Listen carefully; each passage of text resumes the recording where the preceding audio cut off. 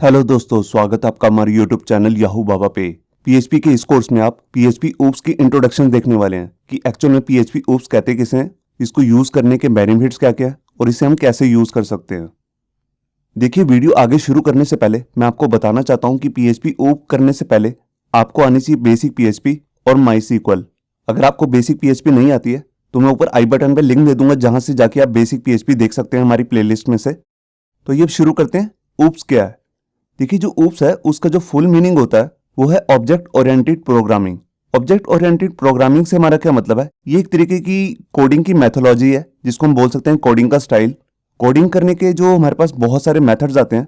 देखिए, अगर हम बात करें यहाँ पर पीएचपी की, तो पीएचपी के अंदर दो तरीके के पैटर्न्स होते हैं कोडिंग करने के लिए। एक है प्रोसीजरल और दूसरा है ऑब्जेक्ट ओरिएंटेड।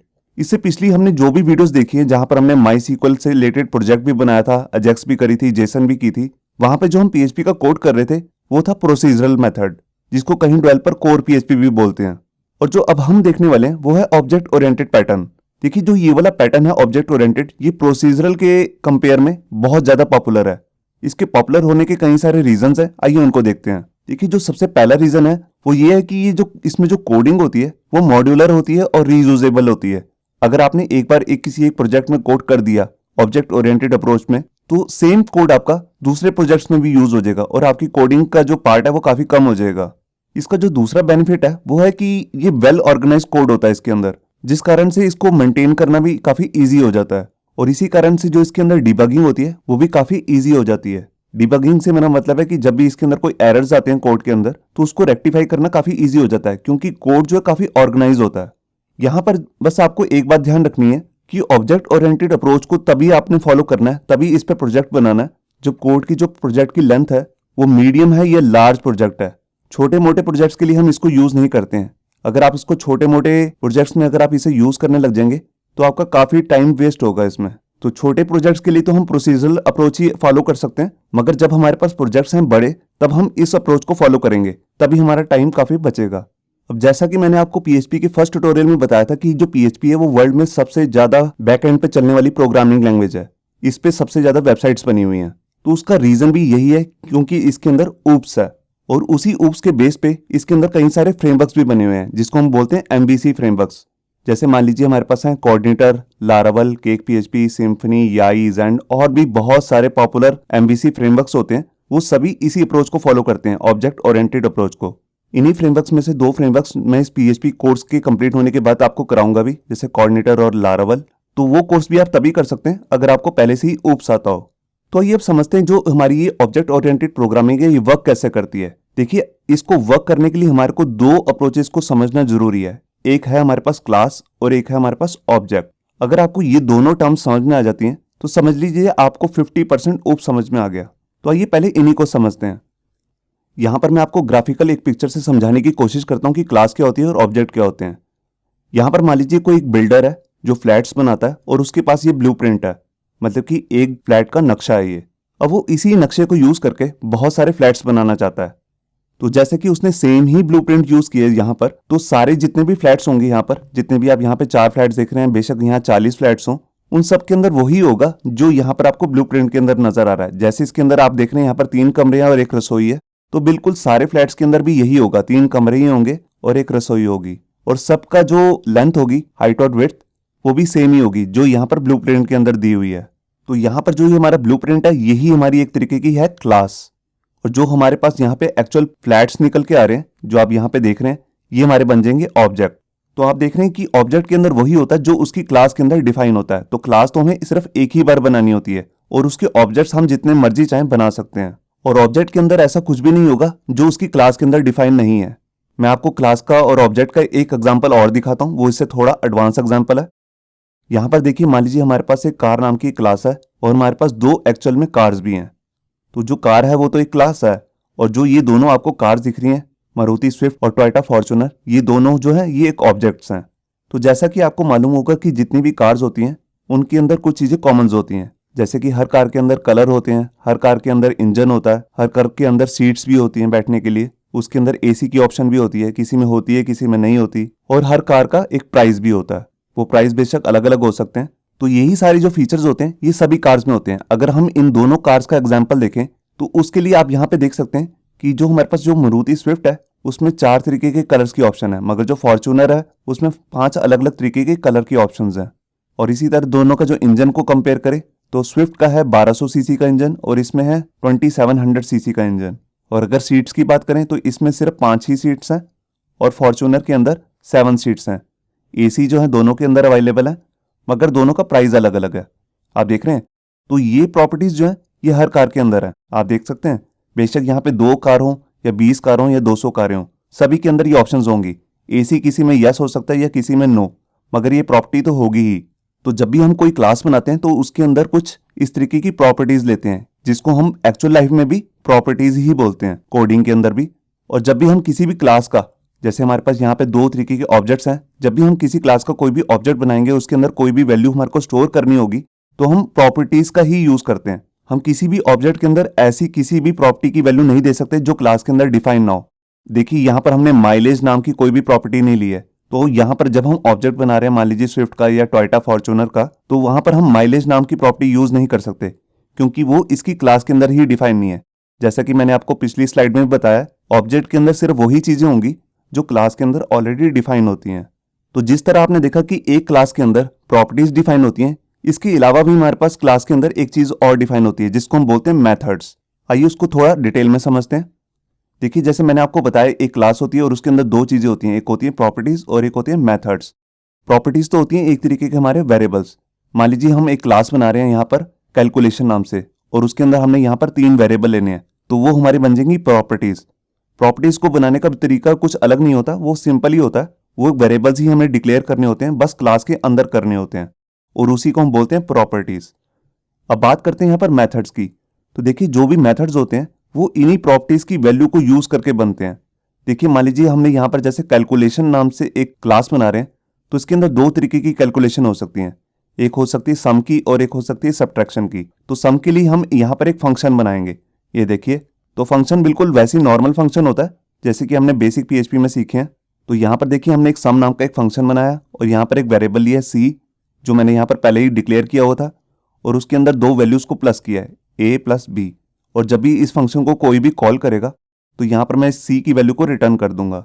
और बिल्कुल इसी तरीके से हम सब्ट्रैक्ट के लिए भी फंक्शन बना सकते हैं। ये देखिए, सब नाम से, बस इसमें फर्क ये होगा, यहाँ पर a माइनस बी हो जाएगा और यहाँ पर c की जो वैल्यू बनेगी हमारे पास उसको हम रिटर्न कर देंगे। तो इन्हीं फंक्शंस को हम अगर क्लास के अंदर डाल देते हैं तो इसको हम बोलते हैं मेथड्स। बस ये बात आपको ध्यान में रखनी है, जब भी हमने किसी क्लास के अंदर कोई भी वैल्यूज को स्टोर कराना है तो हम उसकी प्रॉपर्टीज को यूज करेंगे, और जब भी हमने उसके अंदर कुछ प्रॉपर्टीज की कैलकुलेशन करवानी है तो हम उसके मेथड्स को यूज करेंगे। ये सब हम तभी कर सकते हैं जब हम उसके ऑब्जेक्ट बनाएंगे इस क्लास का। और एक क्लास क्या क्या कर सकती है ये भी हम उसके मेथड से ही देख सकते हैं। देखिए, हमारी जो नाम तो है कैलकुलेशन, मगर यहाँ पर सिर्फ सब्ट्रैक्शन और एडिशन ही हो रहा है, इसमें मल्टीप्लिकेशन नहीं हो रही, क्योंकि हमने इसके मेथड्स के अंदर ही सिर्फ 2 ही तरीके के मेथड बनाए हैं, सब्ट्रैक्शन और सम का। तो एक क्लास क्या क्या कर सकती है वो हमें इसके मेथड से ही पता लगता है। तो यो भी मैंने आपको यहाँ पर समझाया। ये जितनी भी प्रोग्रामिंग लैंग्वेजेस हैं जिनके अंदर ऊप्स की ऑप्शन होती है, सब में बिल्कुल ऐसे ही वर्क होता है। अब यहाँ पे बात करते हैं पीएचपी की। तो पीएचपी में इसको लिखने का एक स्पेशल तरीका होता है, आइए उसको देखते हैं। देखिए, जब भी आपको पीएचपी के अंदर कोई भी क्लास बनानी है तो सबसे पहले आपको लिखना है क्लास, और उसके बाद कोई भी क्लास का नाम। क्लास का नेम में जो है आप अंडरस्कोर लगा सकते हैं, स्पेस नहीं दे सकते। उसके बाद आपको यहाँ पे लगानी है कर्ली ब्रेसेस। देखिए, यहाँ पे कर्ली ब्रेसेस क्लोज हो रही है। इसी कर्ली ब्रेसेस के अंदर ही आपको सारा काम करना है, मतलब कि अपनी प्रॉपर्टीज भी इसी के अंदर डिफाइन करनी है और अपने मेथड्स भी इसी के अंदर ही डिफाइन करने हैं। तो देखिए, अगर हमें इसके अंदर अपनी प्रॉपर्टीज डिफाइन करनी है तो उसके लिए हम यहाँ पर पहले यहाँ पर लिखेंगे पब्लिक। अब जो ये पब्लिक है ये क्या चीज़ है? ये होता है असेस मॉडिफायर। ये कितने तरीके के होते हैं और इसका मतलब क्या होता है ये तो हम अपनी आगे आने वाली वीडियोस में देखेंगे। अभी के लिए आप यहाँ पे देख सकते हैं कि इसको हम सिंपल लिख सकते हैं पब्लिक। अब पब्लिक का मतलब है कि हम इन वाले वेरिएबल्स को इस क्लास के बाहर भी असेस कर सकते हैं इसका ऑब्जेक्ट बना के। बस पब्लिक का इतना ही मतलब होता है। और देखिए, हमने यहाँ पर 3 वेरिएबल को डिक्लेयर कर दिया। अब जब भी हम क्लास के अंदर यहाँ पर पीएचपी में कोई भी मेथड बनाना चाहते हैं तो उसका भी एक स्पेशल तरीका है। हम यहाँ पर लिखेंगे फंक्शन, और फंक्शन के बाद जो भी मेथड को एक नेम देना है वो नेम दे देंगे। जैसे हमने यहाँ पर लिखा है सम, और उसके बाद राउंड ब्रेसेस। ये बिल्कुल वैसे ही तरीका जैसे हम नॉर्मल पीएचपी के अंदर फंक्शन बनाते हैं। उसके बाद देखिए, हमने यहाँ पे कर्ली ब्रेसेस लगाई हैं। अब यहाँ पर अगर हम इन वाले वेरिएबल्स को असेस करना चाहते हैं फंक्शन के अंदर, तो हमें यहाँ पर लिखना होता है दिस, $this, और उसके बाद लगाना होता है अपना एरो ऑपरेटर। एरो ऑपरेटर के लिए आप लिखेंगे हाइफन, और उसके बाद ग्रेटर देन का साइन। यहाँ पे जो दिस होता है इसका मतलब क्या होता है, देखिए जब भी हम इस क्लास का कोई भी ऑब्जेक्ट बनाएंगे तो ऑब्जेक्ट तो हम जितने मर्जी बना सकते हैं। जैसे अभी हमने कार क्लास के लिए देखे थे दो ऑब्जेक्ट, मारुति स्विफ्ट और टोयोटा। तो जब मैं यहाँ पर मारुति स्विफ्ट के लिए इस क्लास को कॉल करूंगा, मतलब कि इसका ऑब्जेक्ट बनाऊंगा, तो यहाँ पर जो जिसका मतलब होगा वो है मारुति स्विफ्ट। और जब मैं फॉर्च्यूनर के लिए इस क्लास को कॉल करूंगा तो यहाँ पर दिस का मतलब होगा फॉर्च्यूनर, कि मैं फॉर्च्यूनर की बात कर रहा हूँ यहाँ पे। तो यहाँ पर देखिए, यहाँ पर मैंने जैसे a प्लस बी किया तो उससे पहले मैंने यहाँ पर दिस लिखा क्योंकि मैंने इस वाले वेरिएबल्स को यहाँ पर असेस करना है। और जब भी मैं इसकी वैल्यू को रिटर्न करूंगा तो उसको भी मैं बिल्कुल ऐसे लिखूंगा, डॉलर दिस एरो ऑपरेटर फिर सी की वैल्यू। यहाँ पर जितने भी वेरिएबल्स हैं आप देखें उनसे पहले आपको डॉलर का साइन नहीं लगाना। बिल्कुल इसी तरीके से हम यहाँ पर सब नाम का भी फंक्शन कॉल कर सकते हैं। ये देखिए जैसे मैंने यहाँ पर डिफाइन किया सब नाम का फंक्शन, ये देखिए अंदर बिल्कुल बस माइनस का ही चेंज हुआ है, बाकी सारा फंक्शन सेम है। अब ये तो बन गई हमारी क्लास। अब क्लास के अंदर जो हमने यहाँ पर ये वेरिएबल डिक्लेयर किए हैं इसी को हम बोलते हैं प्रॉपर्टीज, और जो हमने ये फंक्शन बनाए हैं इसको बोलते हैं मेथड। ये हमारा पहला मेथड है और ये हमारा दूसरा मेथड। अब ये क्लास बनने के बाद अब इसके अंदर हमने वैल्यू असाइन करनी है, इसको सम कैसे करवाना है उसका भी एक तरीका है। उसके लिए हमें इस क्लास का एक ऑब्जेक्ट बनाना पड़ेगा। तो ऑब्जेक्ट बनाने के लिए हम यहाँ पर क्या करेंगे, हम एक वेरिएबल लेंगे, जैसे मैंने यहाँ पर लिया C1 और इसके इक्वल टू के बाद हमें यहाँ पर लिखना है न्यू और उसके बाद क्लास का नाम। ये देखिए, तो इसका मतलब क्या है, जो ये हमारा C1 है ये बन जाएगा एक ऑब्जेक्ट। कौन सी वाली क्लास का, कैलकुलेशन का। हम एक ही प्रोजेक्ट के अंदर जितनी मर्जी क्लासेस बनाना चाहें बना सकते हैं। तो जैसे अभी हमने यहाँ पर सिर्फ कैलकुलेशन नाम की क्लास बनाई है तो उसी का ये ऑब्जेक्ट है C1।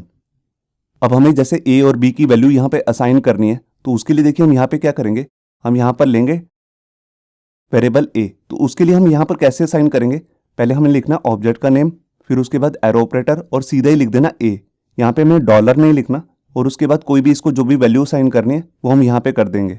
बिल्कुल इसी तरीके से हम यहाँ पर b की भी वैल्यू दे देंगे, ये देखिए। और जब भी हमें इसके किसी भी मेथड को कॉल करना है, जैसे हम नॉर्मल फंक्शन को कॉल करते हैं, बस उसमें और इसमें थोड़ा सा फर्क होगा। यहाँ पे हमें सबसे पहले ऑब्जेक्ट का नेम देना है। ये देखिए यहाँ पर मैंने लिखा इको। इको क्यों लिखा है, क्योंकि ये फंक्शन जो है ये कुछ रिटर्न करेगा, उसी को मैं यहाँ पे प्रिंट करा दूंगा। मैं ये प्रिंटिंग का काम यहाँ पर भी कर सकता था मगर मैंने इसको यहाँ पर रिटर्न किया है। तो यहाँ पर मैंने लिखा पहले ऑब्जेक्ट का नाम और उसके बाद यहाँ पर उसके मेथड का नाम जिसका नाम है सम। तो उसके बीच में मेरे को यहाँ पर एरो ऑपरेटर का यूज करना है।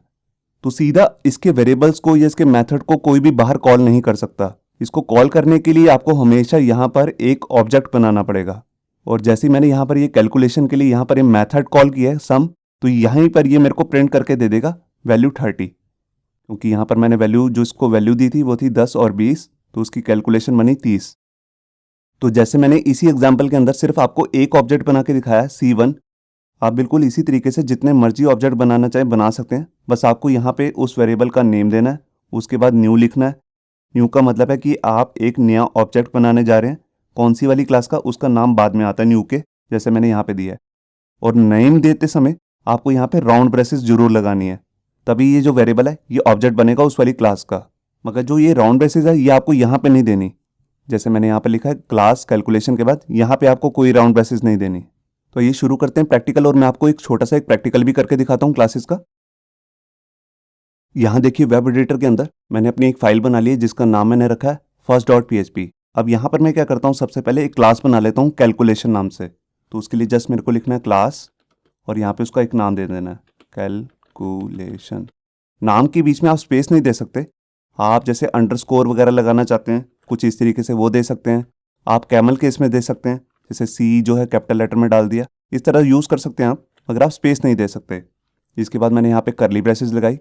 अब इसके अंदर आकर सबसे पहले मेरे को क्या करना है, मेरे को अपने वेरिएबल्स डिक्लेयर करने हैं जिनको मैं प्रॉपर्टीज बोलता हूँ। तो उससे पहले मेरे को यहाँ पे असेस मॉडिफायर देना जो कि है पब्लिक, कि मैं इस वेरिएबल को कैसे यूज़ कर सकता हूँ। तो जैसे मैंने यहाँ पर रखा है पब्लिक और यहाँ पर 3 वेरिएबल ले लेता हूँ A, B और C।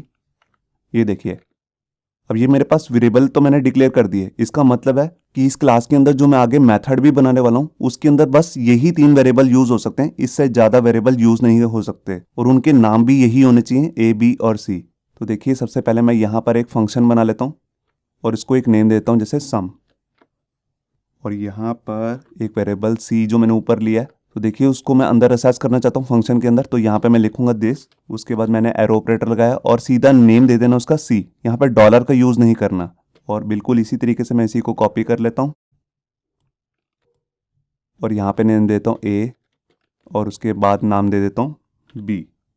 ये देखिए अब इनकी जो भी कैलकुलेशन होके आएगी एडिशन की वो चली जाएगी वेरिएबल सी के अंदर और यहाँ पे मैं क्या करता हूँ इसकी वैल्यू को रिटर्न कर देता हूँ। ये देखिए अब जो भी इस फंक्शन को कॉल करेगा उसको ये वैल्यू रिटर्न हो जाएगी। अब बिल्कुल इसी तरीके से मैं इसी फंक्शन को कॉपी कर लेता हूँ और दूसरा फंक्शन भी बना लेता हूँ सब्ट्रैक्शन के लिए। तो यहाँ पर मैं लिख रहा हूँ SUB और यहाँ पे जस्ट मेरे को साइन चेंज करना है, प्लस की जगह पे माइनस। ये देखिए तो ये जो हमारे पास क्लास है कैलकुलेशन, ये दो ही काम कर सकती है, या तो एडिशन कर सकती है या फिर सब्ट्रैक्शन। तो यहाँ पर ये हमारा काम कंप्लीट हो चुका है। अब इसके बाद मैं क्या करता हूँ इस क्लास का यहाँ पर एक ऑब्जेक्ट बना लेता हूँ। तो ऑब्जेक्ट बनाने के लिए सबसे पहले मेरे को एक वेरिएबल का नेम लेना है, जैसे मैंने यहाँ पर ले लिया C1 और यहाँ पर मैं इसके आगे लिख रहा हूँ न्यू और उसके बाद न्यू के बाद मेरे को बताना है कौन सी वाली क्लास का मैं इसको ऑब्जेक्ट बना रहा हूँ। तो ये हमारी क्लास का नाम है कैलकुलेशन। ये देखिए अब मैं जैसे वेरिएबल ए को और बी को वैल्यू साइन करना चाहता हूँ तो देखिए उसके लिए मैं यहाँ पे क्या करूँगा, यहाँ पे मैं लूँगा C1 और उसके बाद मैं लगाऊंगा एरो ऑपरेटर। जब भी मेरे को इन वेरिएबल्स को जिनको मैं प्रॉपर्टीज़ बोलते हैं इनको असेस करना तो यहाँ पर मेरे को एरो ऑपरेटर का यूज़ जरूर करना है। तो यहाँ पर देखिए मैं इसको वैल्यू दे रहा हूँ कि इसको ए को, ए से पहले मेरे को डॉलर का साइन नहीं लगाना। अब यहाँ पर मैं इसको देखिए जैसे कोई भी वैल्यू देता हूँ 20। अब बिल्कुल इसी लाइन को मैं डुप्लीकेट कर लेता हूँ और यहाँ पर ए की जगह कर देता हूँ बी और इसको वैल्यू दे देता हूँ 10। ये देखिए तो ये वैल्यू किसको साइन हो चुकी है, ये ए और बी को, और किस ऑब्जेक्ट के लिए, C1 के लिए। अब बिल्कुल मैं क्या करता हूँ इसी वाले पूरे कोड को कॉपी कर लेता हूँ और यहाँ पे डालता हूँ। यहाँ पे देखिए यहाँ पर मैं एक दूसरा ऑब्जेक्ट बना रहा हूँ C2 और यहाँ पे भी C2 लिख लेता हूँ और इनको वैल्यूज़ अलग अलग दे देता हूँ। यहाँ पे 50 दे दिया, यहाँ पे 35। ये देखिए तो मैंने क्या किया, मैंने एक क्लास के दो ऑब्जेक्ट बना लिए, यहाँ पे C1 और C2। अब इसके बाद मैं जिसकी भी मेथड को कॉल करूँगा मेरे को उसी की वैल्यू मिलेगी। तो देखिए जैसे मैंने यहाँ पर C1 का मेथड कॉल करना चाहता हूँ जिसका नाम है सम, आप देख रहे हैं ऊपर ये सम है और एक सब्ट्रैक्शन। तो देखिए मैं यहाँ पर गया और मैंने यहाँ पर लिखा सम, क्योंकि एक फंक्शन है इसलिए मेरे को यहाँ पर राउंड ब्रेसेस भी लगानी है। और बिल्कुल इसके बाद मैं यहाँ पर इसी की कॉपी कर लेता हूँ और यहाँ पर C2 का मैं जो हमारे पास दूसरा ऑब्जेक्ट है उसका जो दूसरा फंक्शन है जिसका नाम मैंने रखा है सब, देखिए सब्ट्रैक्शन के लिए, उसको मैं कॉल कर लेता हूँ। तो C1 के लिए मैं सम फंक्शन यूज़ कर रहा हूँ और C2 के लिए मैं सब फंक्शन कॉल कर रहा हूँ। इन दोनों के बीच में मैं ब्रेक भी लगा देता हूँ। यहाँ पे मैं लिख दूंगा /n जिसका मतलब होता है एंटर, और इससे पहले एक मैसेज भी दे देता हूँ। इनसे पहले मेरे को इको भी लिखना पड़ेगा क्योंकि ये वैल्यू मैं यहाँ पर प्रिंट नहीं करवा रहा हूँ, इसको जस्ट मैं रिटर्न कर रहा हूँ। तो ये रिटर्न होकर वैल्यू यहीं पर आएगी और यहाँ पर मैं एक मैसेज भी देता हूँ। इससे पहले यहाँ मैंने कॉन्केटिनेशन का साइन लगाया और उससे पहले यहाँ पे इन्वर्टेड कोड के अंदर एक मैसेज दे रहा हूँ सम वैल्यू ऑफ C1। ये देखिए अब बिल्कुल यही कॉपी करके मैं पूरा यहाँ पे लिख लेता हूँ और इसका नाम देता हूँ C2 और यहाँ पे मेथड जो यूज़ कर रहा हूँ वो है सब्ट्रैक्शन के लिए। ये देखिए मैं यहाँ पर स्पेस भी देता हूँ।